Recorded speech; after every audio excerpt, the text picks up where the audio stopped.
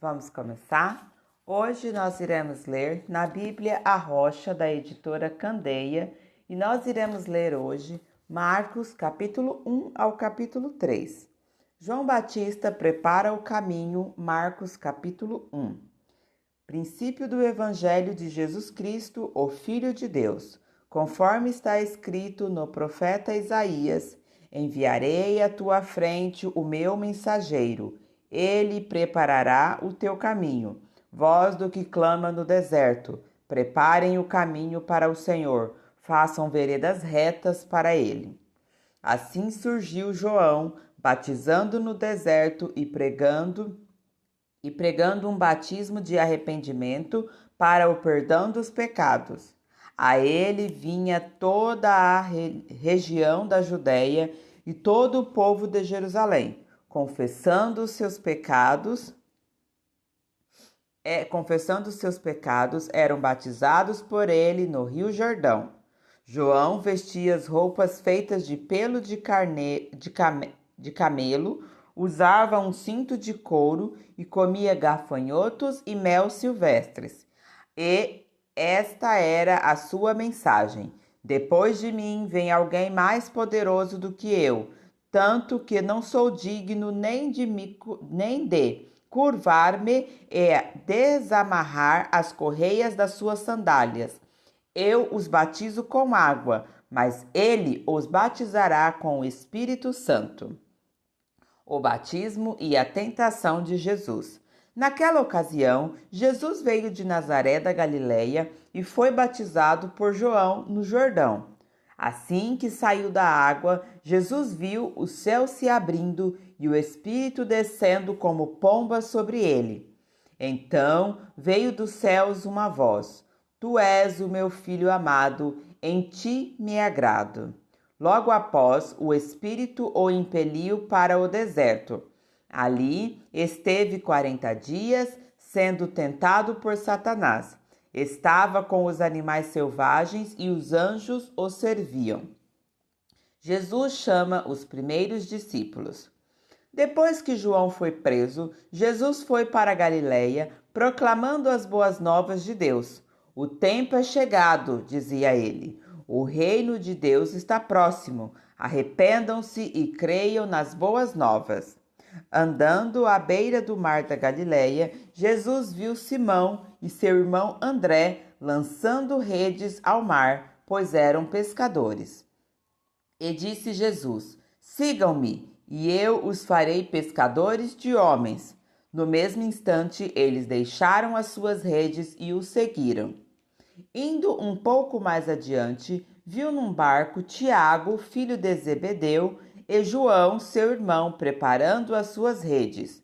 Logo o chamou, e eles o seguiram, deixando seu pai Zebedeu com seus empregados no barco. Jesus expulsa um espírito imundo. Eles foram para Cafarnaum e logo que chegou o sábado, Jesus entrou na sinagoga e começou a ensinar. Todos ficavam maravilhados com o seu ensino, porque lhes ensinava como alguém que tem autoridade e não como os mestres da lei. Justo naquele momento, na sinagoga, um homem possesso de um espírito imundo gritou: O que queres conosco, Jesus de Nazaré? Vieste para nos destruir? Sei quem tu és, o Santo de Deus. Cale-se e saia dele, repreendeu Jesus. O espírito imundo sacudiu o homem violentamente e saiu dele gritando. Todos ficaram tão admirados que perguntavam uns aos outros: O que é isso? Um novo ensino? E com autoridade? Até os espíritos imundos ele dá ordem e eles lhes obedecem. As notícias a seu respeito se espalharam rapidamente por toda a região da Galileia. O poder de Jesus sobre os demônios e as doenças. Logo que saíram da sinagoga, foram com Tiago e João à casa de Simão e André. A sogra de Simão estava de cama, com febre, e falaram a respeito dela a Jesus. Então ele se aproximou dela, tomou-a pela mão e ajudou-a a levantar-se. A febre a deixou e ela começou a servi-los.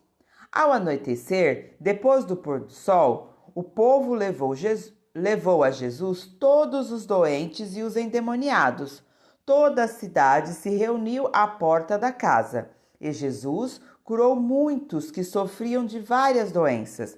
Também expulsou muitos demônios. Não permitia, porém, que esses falassem, pois sabia quem ele era. Jesus ora num lugar deserto. De madrugada, quando ainda estava escuro, Jesus levantou-se, saiu da casa e foi para um lugar deserto, onde ficou orando. Simão e seus companheiros foram procurá-lo e, ao encontrá-lo, disseram: "Todos estão te procurando." Jesus respondeu: "Vamos para outro lugar, para os povoados vizinhos, para que também lá eu pregue. Foi para isso que eu vim." Então ele percorreu toda a Galiléia, pregando nas sinagogas e expulsando os demônios. A cura de um leproso. Um leproso aproximou-se dele e suplicou-lhes de joelho: "Se quiseres, pode purificar-me."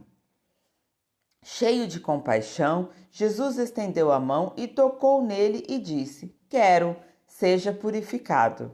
Imediatamente a lepra o deixou e ele foi purificado. Em seguida, Jesus o despediu com uma severa advertência. "Olhe, não conte isso a ninguém, mas vá, mostre-se ao sacerdote e ofereça pela sua purificação os sacrifícios que Moisés ordenou para que sirva de testemunho." Ele, porém, saiu e começou a tornar público o fato, espalhando a notícia. Por isso, Jesus não podia mais entrar publicamente em nenhuma cidade, mas ficava fora em lugares solitários. Todavia, assim mesmo vinha a ele gente de todas as partes. Marcos capítulo 2, Jesus cura um paralítico. Poucos dias depois, tendo Jesus entrado novamente em Cafarnaum, o povo ouviu falar que ele estava em casa. E então muita gente se reuniu ali, de forma que não havia lugar nem junto à porta, e ele lhes pregava a palavra. Vieram alguns homens, trazendo-lhes um paralítico, carregado por 4 deles. Não podendo levá-los até Jesus por causa da multidão, removeram parte da cobertura do lugar onde Jesus estava e, pela abertura do teto, baixaram a maca em que estava deitado o paralítico. Vendo a fé que eles tinham, Jesus disse ao paralítico: "Filho, os seus pecados estão perdoados." Estavam sentados ali alguns mestres da lei, raciocinando em seu íntimo: "Por que este homem fala assim? Está blasfemando. Quem pode perdoar pecados a não ser somente Deus?" Jesus percebeu logo em seu espírito que era isso que eles estavam pensando. Ele lhes disse: "Por que vocês estão remoendo estas coisas em seu coração? Que é mais fácil de dizer ao paralítico: os seus pecados estão perdoados? Ou levanta-se, pega sua maca e anda? Mas para que vocês saibam que o Filho do Homem tem na terra autoridade para perdoar os pecados, disse ao paralítico: eu lhes digo, levanta-se, pegue a sua maca e vá para casa. Ele se levantou, pegou a maca e saiu à vista de todos, que atônitos glorificaram a Deus, dizendo: nunca vimos nada igual. O chamado de Levi. Jesus saiu outra vez para a beira-mar. Uma grande multidão aproximou-se e ele começou a ensiná-los. Passando por ali um Levi, filho de Alfeu, sentado na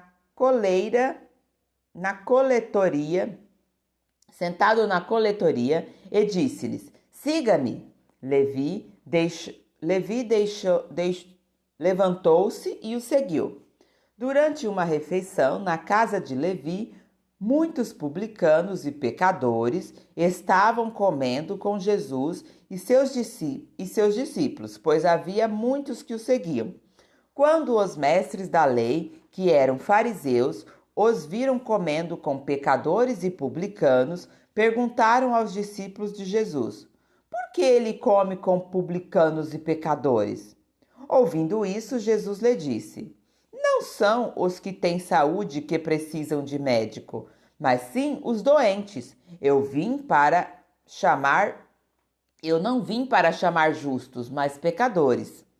Jesus é interrogado acerca do jejum.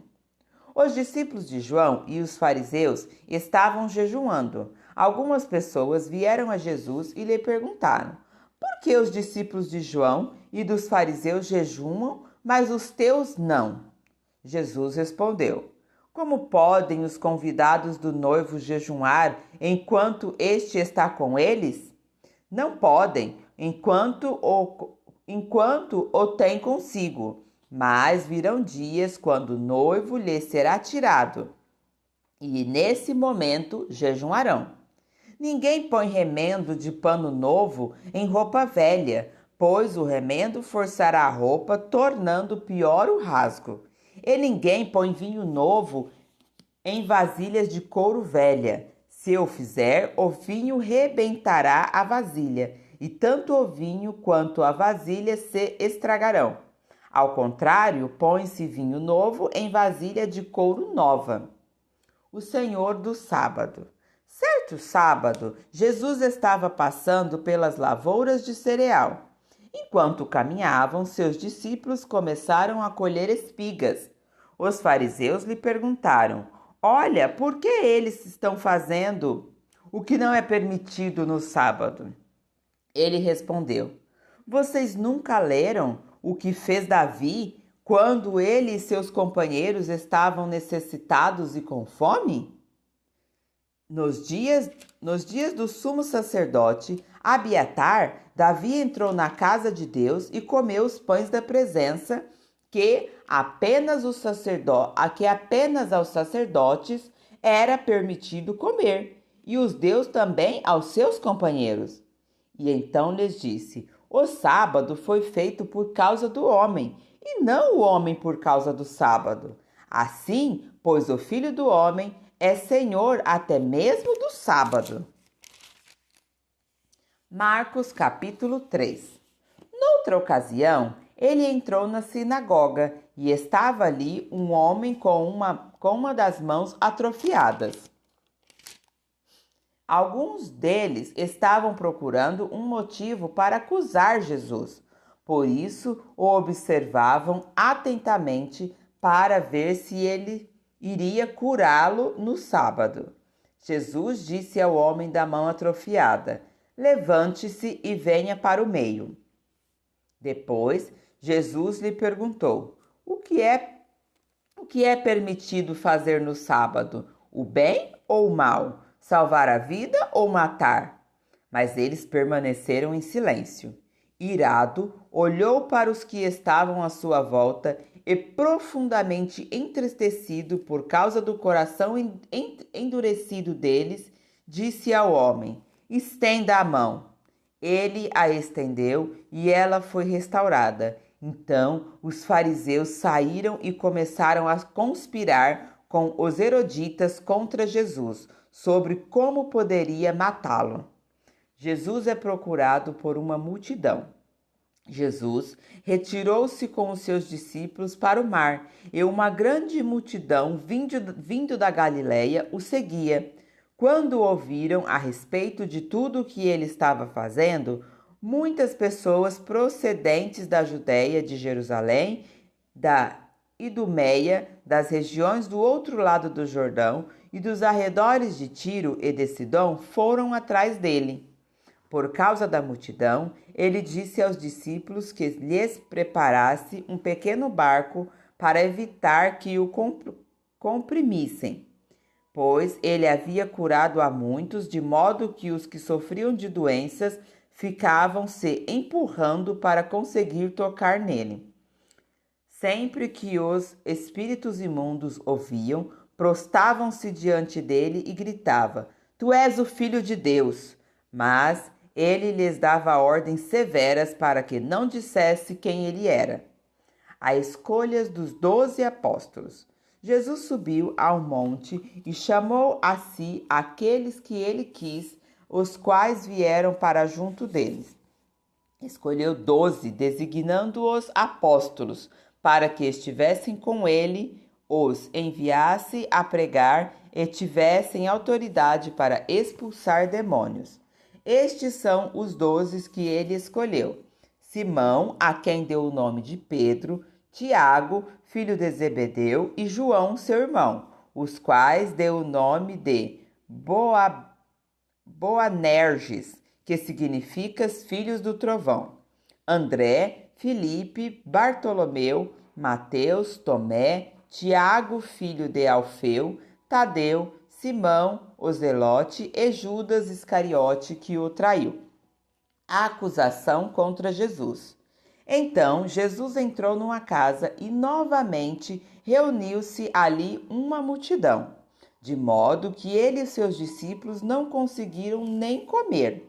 Quando seus familiares ouviram falar disso, saíram para trazê-lo à força, pois diziam: ele está fora de si. E os mestres da lei, que haviam descido de Jerusalém, diziam: ele está com Beelzebu.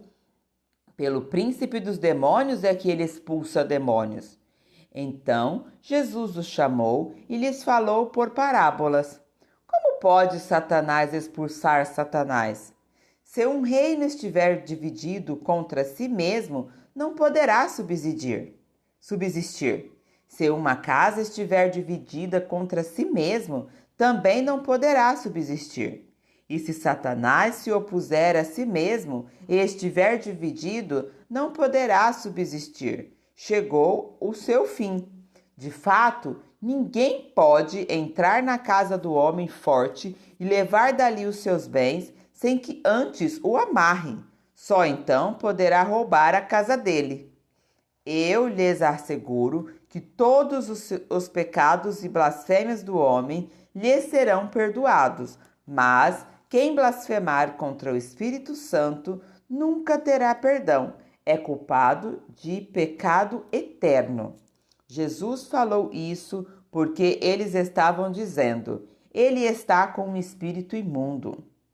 A mãe e os irmãos de Jesus. Então chegaram a mãe e os irmãos de Jesus. Ficando do lado de fora, mandaram alguém chamá-lo. Havia muita gente assentada ao seu redor. Eles disseram: tua mãe e teus irmãos estão lá fora e te procuram. Quem é minha mãe e quem são os meus irmãos? Perguntou ele. Então olhou para os que estavam assentados ao seu redor e disse: aqui estão minha mãe e meus irmãos. Quem faz a vontade de Deus, este é meu irmão, minha irmã e minha mãe. Amém? Continuaremos a leitura no próximo vídeo.